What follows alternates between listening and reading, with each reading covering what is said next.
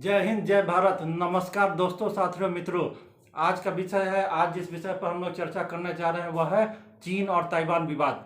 तो अभी आप लोग हर जगह देख रहे होंगे, पेपर में, न्यूज़ में, अखबार में, ये चीन और ताइवान का विवाद है ना, पूरा बहुत ही प्रमुखता से दिखाया जा रहा है। तो क्या है इसके पीछे असल कारण, इसकी गहराई में जाके आज हम लोग इस विषय पर हम लोग चर्चा करने जा रहे हैं। तो देखिए, बात क्या है कि अभी हाल ही में जो घटना हुआ है, यह हुआ है कि अमेरिकी प्रतिनिधि सभा की अध्यक्ष, यानी कि अमेरिका है, उसकी प्रतिनिधि, अमेरिका जो देश है उसकी प्रतिनिधि सभा की अध्यक्ष है, उसका नाम है नैन्सी पेलोसी। तो क्या नाम है? Nancy Pelosi. तो उसने अभी ताइवान की यात्रा की। तो है ना, सो ये है ना, सो तो इसका है ना, चीन ने इसका है ना विरोध किया। ये जो है ना, सो अमेरिकी प्रतिनिधि सभा की जो अध्यक्ष है नैन्सी पेलोसी, जिसने अभी तुरंत ये ताइवान देश की यात्रा की। तो चीन ने इस पर है ना, सो अपना सवाल उठाया और इसका काफ़ी विरोध किया। चीन का कहना है कि ये जो अमेरिका का जो कदम है, जो नैन्सी पेलोसी वहाँ की प्रतिनिधि सभा की अध्यक्ष है, जिसने अभी ताइवान की यात्रा की है, वह है ना, सो चीन की संप्रभुता और क्षेत्रीय अखंडता के खिलाफ है। यानी कि चीन ने इस पर विरोध प्रकट किया, अपना विरोध दर्शाया है। और चीन ने साफ कह दिया है कि अभी जो नैन्सी पेलोसी ने अभी ताइवान की यात्रा की है, वह है ना, सो चीन की संप्रभुता और क्षेत्रीय अखंडता के खिलाफ है। तो है ना, सो इसमें है ना, सो विवाद यह है कि ये जो चीन है, चीन देश, ये है ना, सो ताइवान को अपना हिस्सा मानता है, अपना हिस्सा मानता है। चीन का मानना है कि पूर्व काल में ये ताइवान जो है ना, सो देश था, वो है ना उसी का हिस्सा था। लेकिन जबकि ताइवान इसका विरोध करता है, बोलता है कि नहीं, वह एक स्वतंत्र राष्ट्र है।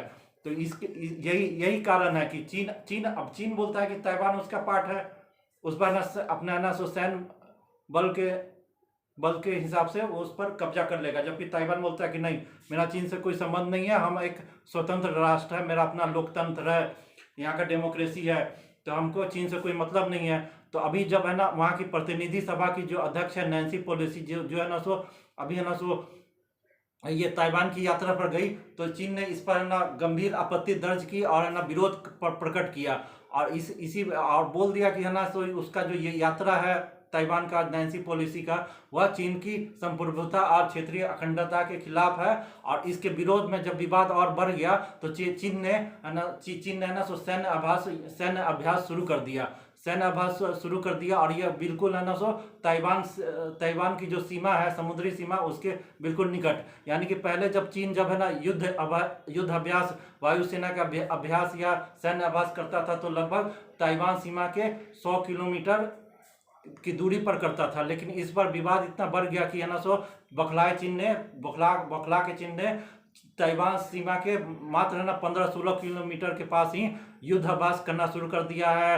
वायुसेना का युद्ध अभ्यास जो भी होता है, नौसेना का युद्ध अभ्यास, ये सब शुरू कर दिया है। लगभग 100 से अधिक लड़ाकू विमान, ये सब। तो ये यही है। देखिए, चीनी सेना के मुताबिक 100 से अधिक लड़ाकू विमानों ने ताइवान के उत्तरी पश्चिम और दक्षिण पूर्वी वायु क्षेत्र में उड़ान भरी। यानी कि लगभग 100 से अधिक है ना, सो लड़ाकू विमान ताइवान के आसपास, अगल बगल के जो है ना वायु सीमा का जो क्षेत्र है, वहां पर उड़ान भरी और युद्ध अभ्यास किया। और एक तरह से ताइवान को धमकाने का ये प्रयास किया है कि हम तुमको है ना अपने सैन्य बल के बूते पर पूरे ताइवान को हम अपने कब्जे में ले लेंगे। तो है ना, इसमें ना, सो चीनी सेना ने है ना लड़ाकू विमान से है ना युद्धाभ्यास किया, मिसाइल भी दागा है, कई लड़ाकू विमान है ना, सो भेजा है और उस पर मिसाइल भी दागा है। कुछ मिसाइल है ना, सो वो है ना, सो ताइवान सीमा के निकट ही गिरा है, कुछ जापान सीमा के निकट जाके गिरा है। तो ये पूरा चीन का है ना, सो बौखला गया है। ये जो नैन्सी पेलोसी जब है ना, सो ये है ना, सो ताइवान की यात्रा पर गई, तो इसका विरोध प्रकट किया और बौखला के है ना, सो चीन ने बोला है कि हम अपने सैन्य बल के आधार पर, सैन्य बल के बूते पर पूरे ताइवान को कब्जा में कर लेंगे। और उसके ठीक ताइवान सीमा के 15 किलोमीटर निकट में सैन्य युद्धाभ्यास करना शुरू कर दिया। लड़ाकू विमान, 100 से करीब लड़ाकू विमान, मिसाइल, ये सब दागना शुरू कर दिया है। और है ना, सो जखीरा, पूरा गोला बारूद जखीरा, ये सब इकट्ठा कर लिया है। तो इसी पर हम लोग चर्चा करने जा रहे हैं गंभीरता से कि देखिए इसके भीतर में इसका असली विवाद क्या है। तो वही जानिए, देखिए क्या विवाद है। देखिए, विवाद यही है कि चीन है ना, चीन जो देश है वो ताइवान को अपना ही हिस्सा मानता है। तो इसमें है ना सो देखिए, चीन अभी है ना सो ताइवान एक स्वतंत्र राष्ट्र है, स्वतंत्र देश है, इसका अपना डेमोक्रेसी है, वहाँ का राष्ट्रपति प्रधानमंत्री ये सब है। लेकिन चीन चीन बोलता है कि नहीं, ये मेरा पार्ट है, हिस्सा है। तो यही है विवाद। चीन ताइवान को अपना ही हिस्सा मानता है, जबकि ताइवान खुद को एक स्वतंत्र राष्ट्र मानता है। एक स्वतंत्र राष्ट्र यानी कि इंडिपेंडेंट स्वतंत्र राष्ट्र मानता है। उसका अपना राष्ट्रपति प्रधानमंत्री, एक संविधान है, ताइवान का अपना संविधान है। वो बोलता है कि मेरा चीन से कोई रिश्ता नाता नहीं है। चीन बोलता है नहीं, पूर्व काल में, बहुत ही पूर्व काल में, लगभग आज से 900 पश्चिमी 6ठी 7वीं शताब्दी में वो जो है ना सो ताइवान है सो चीन ही का पार्ट था। चीन ही के लोग जाके ताइवान में बस गए थे, इसीलिए ये पूरा ताइवान है ना सो चीन का पार्ट है। जबकि ताइवान बोलता है नहीं, हमको चीन से कोई मेरा रिश्ता नाता नहीं है, हम एक स्वतंत्र राष्ट्र है, अपना संविधान है, अपना देश, अपना राष्ट्रपति प्रधानमंत्री है। तो यही विवाद है। अब ये उस पर कब्जा करना चाहता है, बोलता है कि नहीं, हम स्वतंत्र देश है। दुनिया में से 15 देश ही ताइवान को एक स्वतंत्र राष्ट्र मानते हैं। देखिए, ताइवान को स्वतंत्र राष्ट्र की मान्यता सिर्फ दुनिया में 15 देश दिए हुए हैं अभी तक, है ना। दुनिया में मात्र 15 देश है जो ताइवान को एक स्वतंत्र राष्ट्र की मान्यता दिए हुए हैं। उसमें अमेरिका सबसे प्रमुख है और कुछ यूरोप का देश है। तो ये जानिए, सिर्फ 15 ही देश ही ताइवान को एक स्वतंत्र राष्ट्र मानते हैं। अधिकांश देश ने चीन को मान्यता दी है। अधिकांश देशों ने चीन को मान्यता दी है, जबकि ताइवान को मान्यता देने वाला मात्र दुनिया का 15 देश है, और चीन को अनेकों देशों ने मान्यता दे दी है।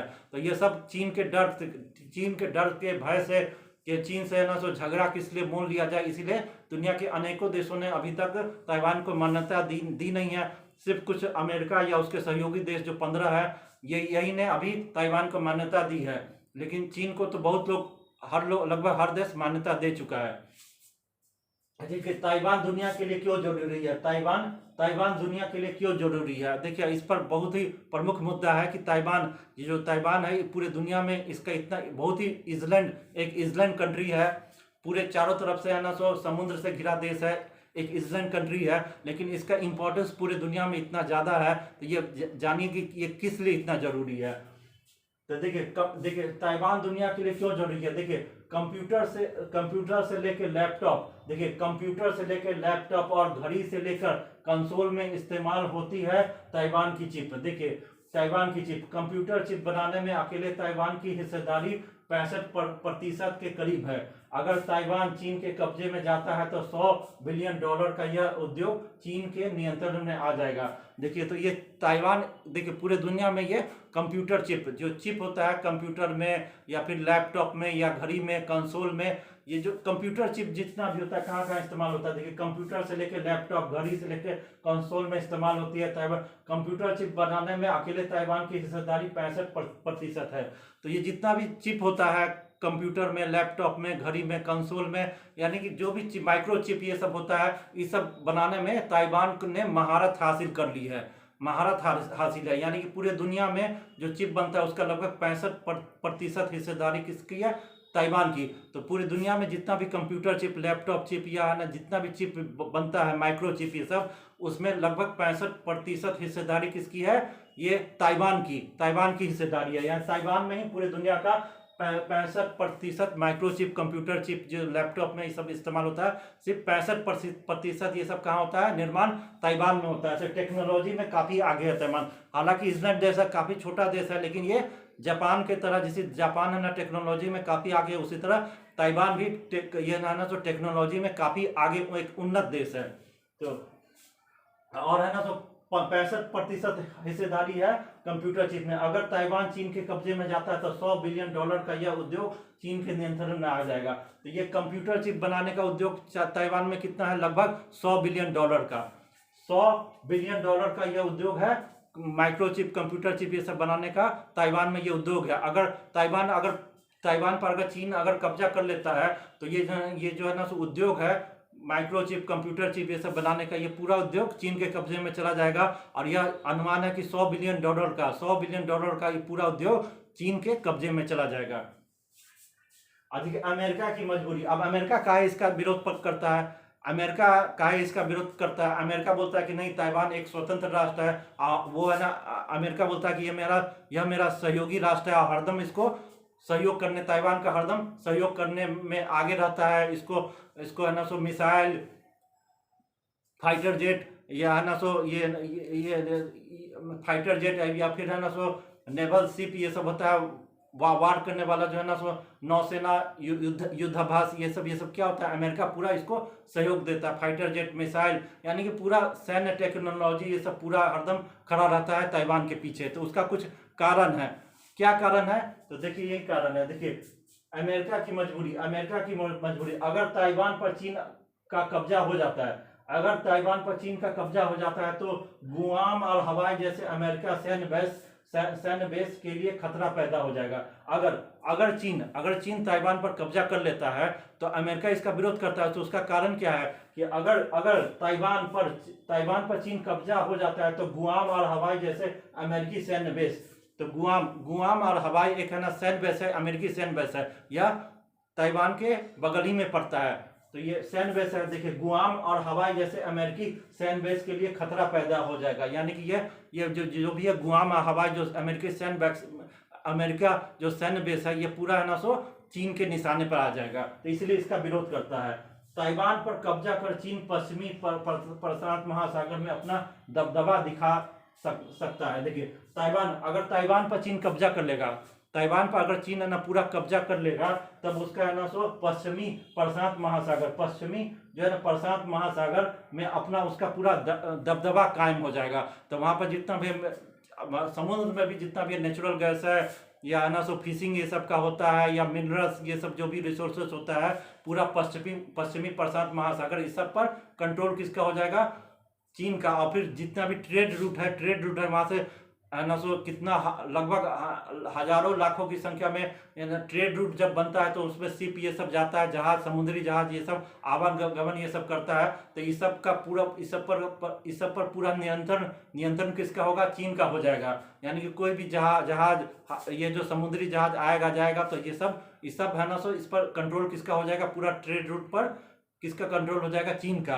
तो इसीलिए ये है ना सो अमेरिका इसका विरोध करता है कि पूरा ना ट्रेड रूट पर, समुद्री जो है ना ट्रेड रूट है उस पर कब्जा कर लेगा।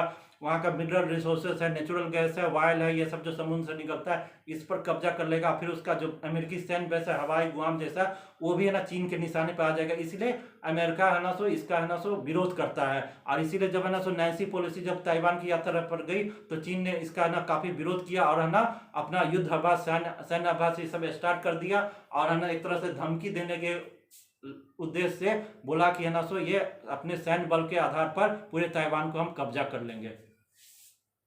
अच्छा, चीनी सेना के मुताबिक 100 से अधिक लड़ाकू विमानों ने ताइवान के उत्तरी, दक्षिण पश्चिमी और दक्षिण पूर्वी वायु क्षेत्र में उड़ान भरी है। और है ना सो कई मिसाइल भी दाग दिया, युद्धाभास किया। कितना मिसाइल दाग दिया? मात्र ताइवान सीमा के 15 किलोमीटर बगल में युद्धाभास, सैन्य आभास कर रहा है। लड़ाकू विमान ये सब आवाजाही कर रहा है, मिसाइल दाग रहा है। कुछ मिसाइल ना तो एकदम बगल में, ताइवान की सीमा के बगल में जाके गिरा है, कुछ जापान की सीमा के बगल में जाके गिरा है। तो ये पूरा है ना सो ये है ना सो विवाद है कि चीन का तो लगभग आप जानते हैं कि है ना सो हर देश से लगभग झगड़ा है।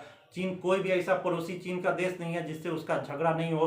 चाहे भारत हो तो भारत से भी झगड़ा है, जापान है तो जापान से भी झगड़ा है, ताइवान से भी झगड़ा है, वियतनाम से भी झगड़ा है।